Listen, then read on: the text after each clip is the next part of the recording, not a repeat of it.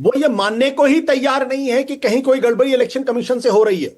वो ये मानने को तैयार नहीं कि एसआईआर नाम का जो प्रक्रिया चल रही है उसमें कहीं एक भी त्रुटि है, वो ये मानने को तैयार नहीं है। जब वो मानने को तैयार नहीं है तो मीडिया कुछ भी दिखाता रहे, एनुमरेशन फॉर्म में जलेबी खाई जाए या समोसा खाया जाए, उसको फेंक दिया जाए, बीएलओ कहीं जाए ना जाए, सिग्नेचर करे ना सिग्नेचर करे, इससे क्या फर्क पड़ता है? मरे हुए लोग जिंदा हो जाए, जिंदा हुए लोग मर जाएं, वोटर लिस्ट में उनके नाम आ जाए, इससे क्या फर्क पड़ता है? आप दिखाते रहिए।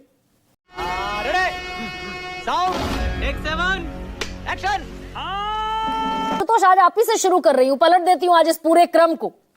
सर, दावा तो ये किया गया था इंटेंस रिवीजन है, गहन पुनरीक्षण है, 22 साल बाद हो रहा है, कोई सूरत नहीं, कोई गुंजाइश नहीं कि कोई गड़बड़ी हो।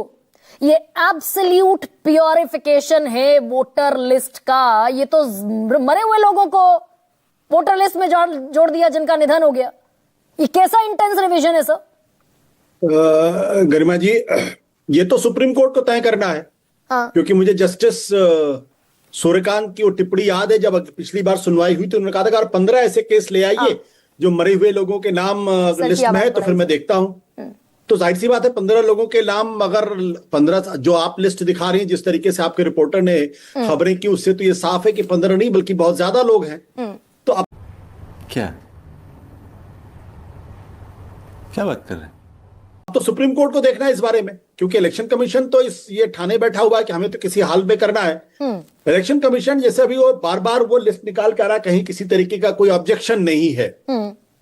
इलेक्शन कमीशन को बीएलओ पे, जो राजनीतिक पार्टी के बीएलएज हैं, उनके ऊपर बहुत ज्यादा भरोसा मुझे दिखाई पड़ा और वे साबित करने की कोशिश कर रहे हैं। देखिए हमारा तो प्रोसेस कितना शानदार है, किसी भी राजनीतिक पार्टी के किसी भी बीएलओ ने किसी तरीके की कोई आपत्ति दर्ज नहीं कराई है।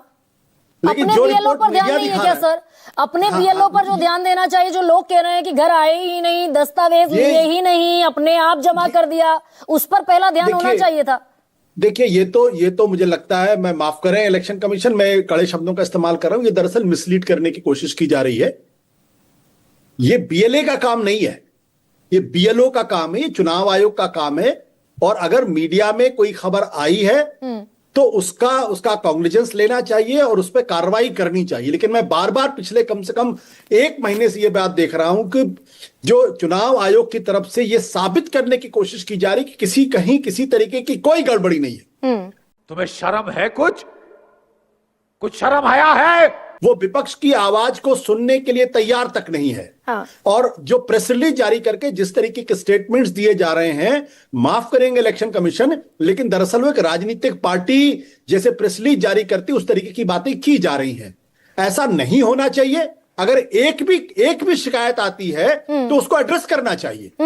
नहीं सर, ये तो तय हुआ ना कि बीएलओ घर घर नहीं गए। वो जो लोग सामने आ रहे थे, ना पावती दी, ना रिसीट दिया, ना स्टिकर चिपकाया, यानी बीएलओ घर घर नहीं गए।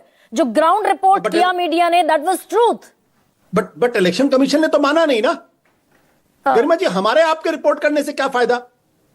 आज की तारीख में मीडिया की कोई मौजूदगी इस देश के अंदर है नहीं। और मीडिया अगर कुछ रिपोर्ट कर रहा है तो हो सकता है किसी विचारधारा से प्रेरित होकर रिपोर्ट कर रहा हो सकता है विपक्ष ने उसको कुछ लालच दे रखा हो, इस तरीके की बातें की जाती हैं।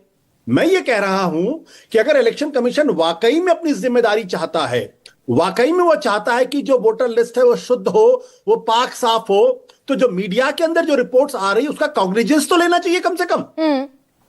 बेशर्मो शर्म करो, शर्म। आप कॉग्निजेंस लीजिए, उसका इन्वेस्टिगेशन कराइए, उसके बारे में जानकारी दीजिए। और अगर कहीं मीडिया गलत रिपोर्ट कर रहा है तो मीडिया को बताइए भाई आपकी रिपोर्ट गलत है।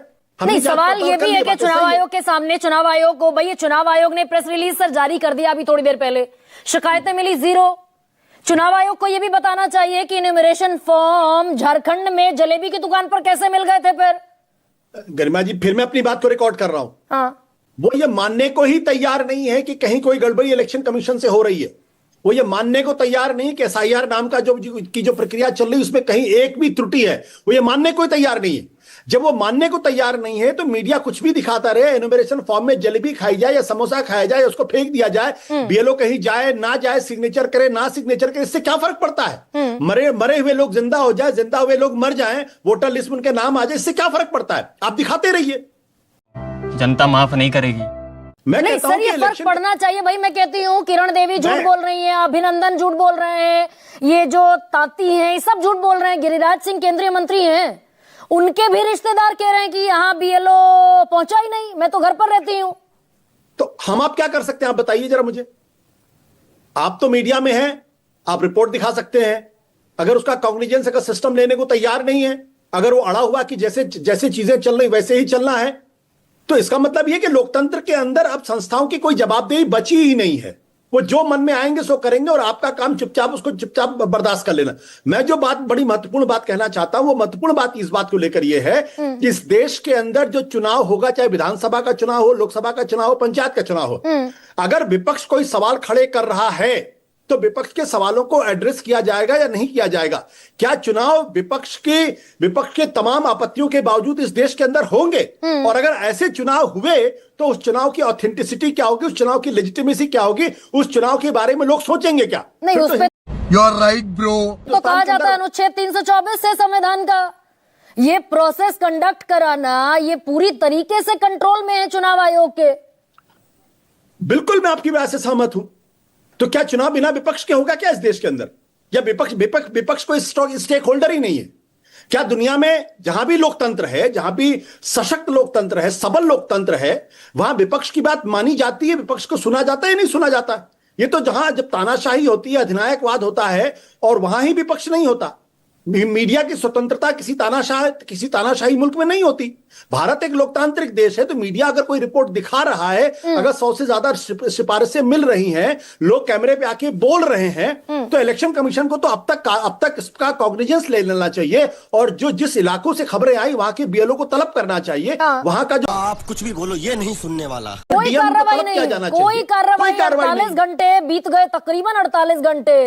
तो आप क्या कर सकते हैं फिर? तो आप क्या कर सकते हैं, आप मुझे बताइए।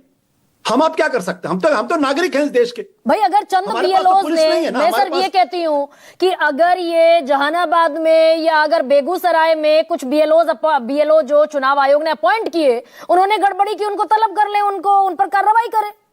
तो ये तो हम उम्मीद करते हैं ना। जब संवैधानिक संस्थाएं रिस्पॉन्सिबल होंगी, अकाउंटेबल होंगी, अपनी जिम्मेदारी के प्रति प्रतिबद्ध होंगी, तभी वो रिस्पॉन्ड करेंगे। और मैं फिर आपको बता दूं कि जब टीएन सेशन थे, मैंने उस जमाने में इलेक्शन कमीशन को कवर किया।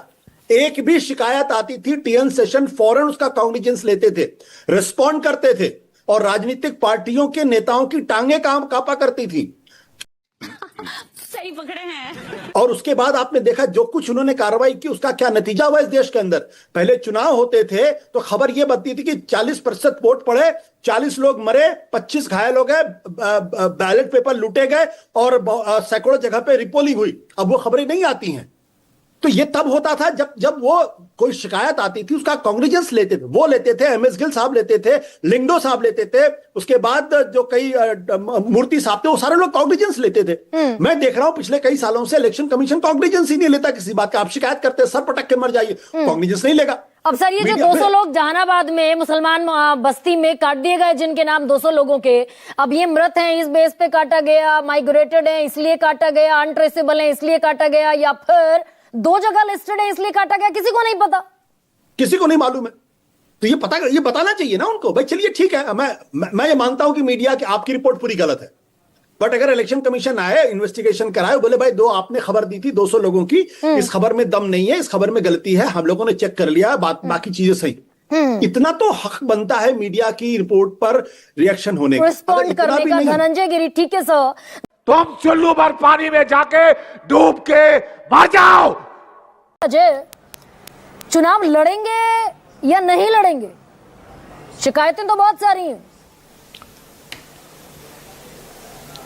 गरिमा जी, बड़ा प्रश्न है आपका, और वाकई बहुत सीधा प्रश्न है कि चुनाव लड़ेंगे या नहीं लड़ेंगे। इसके साथ में एक प्रश्न और जोड़ रहा हूं कि क्या इस देश में लोकतंत्र जिंदा रहेगा या नहीं रहेगा, क्योंकि लोकतंत्र 42 मिनट से मैं सुन रहा हूं। 42 मिनट में मुझे यह समझ में आया, शायद आपके दर्शकों को भी, कि इस लोकतंत्र की निष्पक्षता और इसकी पारदर्शिता बनाए रखने की जिम्मेवारी सिर्फ और सिर्फ इस देश के विपक्षी पार्टियों पर है। सत्ता पक्ष के लोग, दोनों जो राजनीतिक दल हैं यहां बैठे हैं, इनकी बातों से स्पष्ट तौर पर लग रहा है कि ये लोग इस देश में कोई भी गलती यदि होती है मतदान प्रक्रिया में, चाहे वो जितना बड़ा ब्लंडर हो, लेकिन ये चुनाव आयोग को संरक्षण देंगे। और चुनाव आयोग की अपनी हठधर्मिता है कि वो गलती ही नहीं स्वीकारेगा। जब गलती ही नहीं स्वीकारेगा बेशर्मो शर्म करो शर्म। तो गलती का निवारण कैसे होगा? अब तो खुश हो जाना चाहिए आपको। सुप्रीम कोर्ट ने 15 नाम मांगे, 18 नाम तो बाकायदा निकल ही आए हैं। 30 मेरे रिपोर्टर जानकारी दे रहे हैं कि 30 लोग ऐसे हैं जो मृत हैं, नाम चढ़े हैं उनके। गरिमा जी, आपको मैं दावे के साथ कह रहा हूं आपके इस चैनल के माध्यम से, और पूरी जिम्मेवारी से कह रहा हूं, आने वाले समय में 18 नहीं, ऐसे 1800 नाम इस पुनरीक्षण में होगा, जिसको गहन निरीक्षण किया है, गहन पुनरीक्षण किया है, और विशेष तौर पे किया है इस चुनाव आयोग ने। चंद्रबाबू नायडू जी के यहाँ तो मैं नहीं गया हूं, चंद्रबाबू नायडू तो इनके समर्थक हैं, उनके ही सुझाव को ये लोग मान लेते। न्यायपालिका ने जो 3 डॉक्यूमेंट कहा कि उसको जोड़ दीजिए, आप बार बार प्रश्न कर रही हैं गरिमा जी, हमारी बहन अनुप्रिया जी से, कि भाई टोटल 14% ही 11 डॉक्यूमेंट बिहार में अवेलेबल है, दस्तावेज। तो ये तो स्पष्ट है कि जितने लोगों ने डाला है 14% के अलावे जो ये पूरे लिस्ट में लोग हैं, ये सारे लोग का नाम किसी न किसी रूप में फर्जी सरकार घोषित कर देगी, चुनाव आयोग घोषित कर देगा, क्योंकि उनके पास डॉक्यूमेंट ही नहीं है। नाम बेशक डाल दिया है कि बड़े लेवल पर विरोध ना हो, और इसमें जो उन लोगों का supreme court is monitoring all the supreme court के पास जो सुप्रीम कोर्ट को यदि ये जानकारी नहीं रहती कि बिहार में मात्र 14% 11+ डॉक्यूमेंट है, तो सुप्रीम कोर्ट सुझाव क्यों देता कि आधार कार्ड, वोटर लिस्ट और साथ में राशन कार्ड आप जोड़ दीजिए, ताकि अधिक से अधिक लोग अपना डॉक्यूमेंट जमा कर सके। तो you are right bro. Document ही नहीं है सरकार के पास, ये तो पूरा झूठा चुनाव आयोग पूरा ये प्रक्रिया शुरू किया। हम यही कर रहे हैं, बिना तैयारी का जिस तरह से नोटबंदी हुआ, उसी तरह ये वोटबंदी करने में लगे हुए हैं। ग्राउंड रियलिटी आपका भी जो आपके समाज के लोग, पत्रकार समाज के लोग जा रहे हैं, वो ग्राउंड में रियलिटी देख रहे हैं। एक मेरे पास ममता जी का है अभी मृत्यु प्रमाण पत्र, ये मर चुकी हैं 2022-23 में। बेगूसराय बखरी का ही है, वार्ड नंबर 17 का, उनका प्रमाण पत्र रजिस्ट्रेशन के साथ है मृत्यु प्रमाण पत्र, उनका नाम ऑलरेडी जोड़ रखा है इसमें। ऐसे फर्जीगिरी इसलिए किया जा रहा है। अभी कहा अनुप्रिया जी ने, अरे भाई BA का या BA पर पूरा चुनाव प्रक्रिया आप नहीं ना जोड़ देंगे, किसी का चुनाव नहीं ना हटा देंगे। BA के पास क्या ऑप्शन था भाई? 14% मात्र दस्तावेज ही है बिहार में। अच्छा ठीक है, तो आशुतोष मैं इस पे कंक्लूड ऐसे करना, घर में मिला नहीं, उसकी नौकरी पर जा रही थी, वो बेचारा सरकारी छोटा मोटा कर्मचारी है, वो बेचारा क्या करेगा? आशुतोष जी, सुप्रीम कोर्ट क्या सुमोटो एक्शन नाम की एक चीज होती है, सुप्रीम कोर्ट इनका कॉग्निजेंस लेगा, सुमोटो एक्शन लेगा, या चुनाव आयोग ने जैसे चिट्ठी जारी कर दी, भाई शिकायत तो हुई नहीं, वैसा ही कुछ देखने को मिलेगा? Good question. You are a good question. Sir conclude कीजिए ना इसको। देखिए, मैं गरिमा जी में 3 बातें कहना चाहूंगा बहुत संक्षेप में। धनंजय जी भी और अनुप्रिया जी भी मुझसे काफी छोटे होंगे ये लोग, लेकिन एक चीज मैं कहना चाहता हूं, देखिए कि इस पूरे मामले में सारे राजनीतिक पार्टियों का रुख एक होना चाहिए। आज आप सत्ता में हैं, कल वो सत्ता में रहेंगे, और अगर इसी तरीके से चुनाव आयोग या संस्थाएं अगर तानाशाही प्रवृत्ति दिखाएंगी तो आज आपको फायदा होगा, कल आप ही को नुकसान होगा, और आप ही जब आवाज उठाएंगे तो कोई सुनेगा नहीं आपके साथ। विपक्ष का केस तो मजबूत है ना सर इन केस स्टडीज के बाद? देखिए, दूसरी बात, मैं एक दूसरी बात कहना चाहता हूं कि चुनाव आयोग का रुख बिल्कुल साफ है कि मर्डर हो गया है, लेकिन चूंकि कोई हमारे पास कंप्लेन करने नहीं आ रहा है, इसलिए हम कैसे कार्रवाई करें? और कहें देखिए मर्डर तो बिल्कुल नहीं हुआ क्योंकि कहीं से कोई शिकायत हमारे पास नहीं आ रही, इसलिए हम FIR भी दर्ज नहीं कर रहे। ये जो प्रवृत्ति है, ये प्रवृत्ति बहुत खतरनाक प्रवृत्ति है। इसलिए मैं कहता हूं क्योंकि इलेक्शन कमीशन का काम है, BLA हो या ना हो, राजनीतिक पार्टी के BLA हो या ना हो, ये उनकी जिम्मेदारी है कि जो उनका अपनी जो व्यवस्था है वो साफ सुथरे तरीके से। सर ये अगर हम करें तो करें क्या, बोले तो बोले क्या? खत्म, बाय बाय, टाटा, गुड बाय, गया।